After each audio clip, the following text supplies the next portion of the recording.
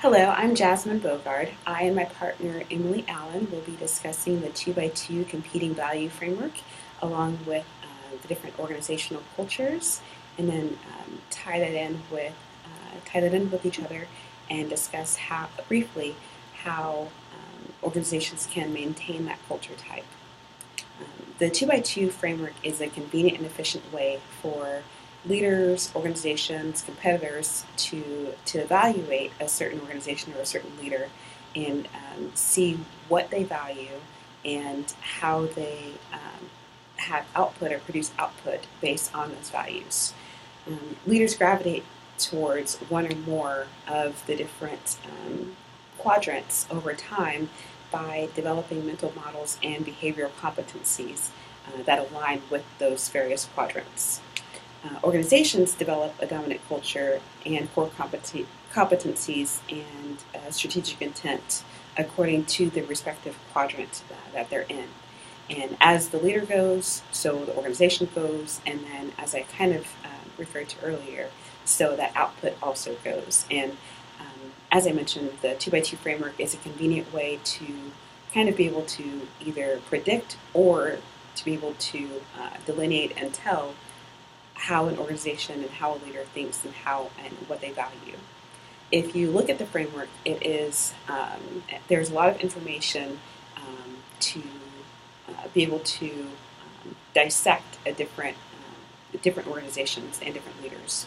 So, for example, you can look and see if the organization is more flexible or if they're more stable. You can see how quickly they value change, whether it's change for right now or change for further in the future, and how quickly or how slowly they want to implement that change. So whether it's fast change or whether if that implementation is going to be incremental.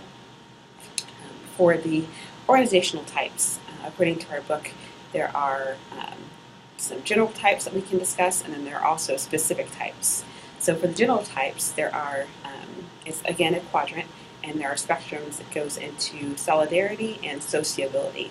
So solidarity discusses how an organization's members think and act alike, and sociability looks at how well they get along with one another.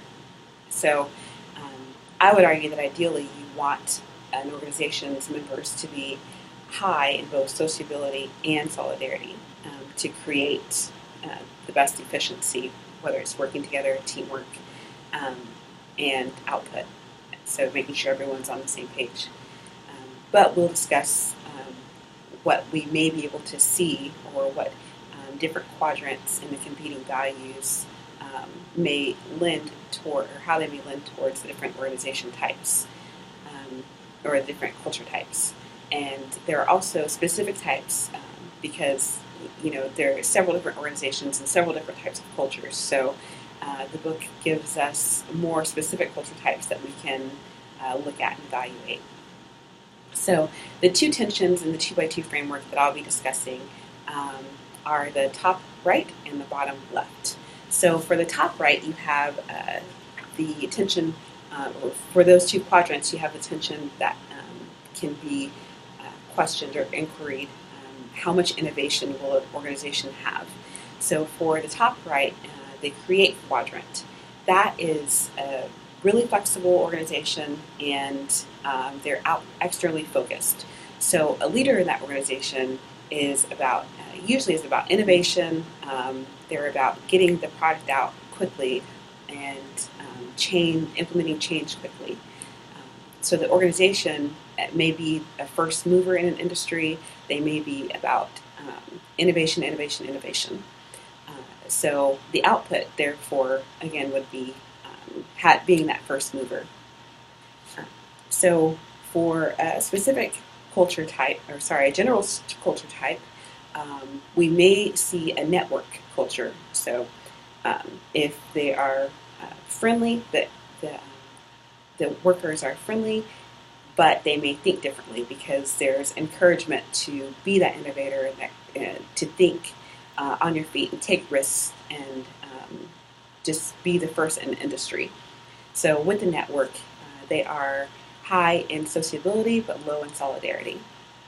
And then in specific culture types, maybe language, so common jargon, making sure that the basis and groundwork is the same.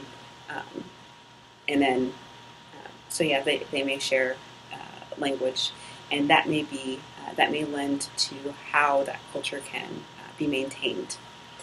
For control in the competing value framework, this is in competition, direct competition, if you will, with create. So they are internally focused, and they're more about stability. So as opposed to create, they are very low risk. They're about processes and procedures. So a leader may be focused on rules and regulations and may have great attention to detail.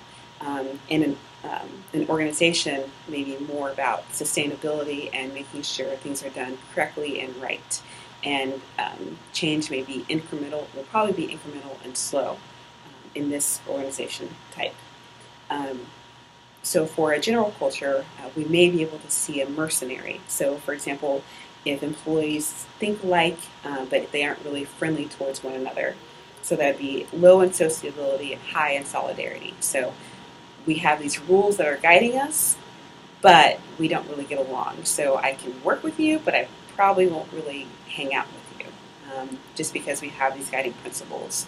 And so to maintain that culture type, you have individuals that you have the socialization method of politics. So it's really easy to, we have the ability to have different culture types and different organization types within the various frameworks. And Emily will go further in depth into the other two competing values and then pose a question.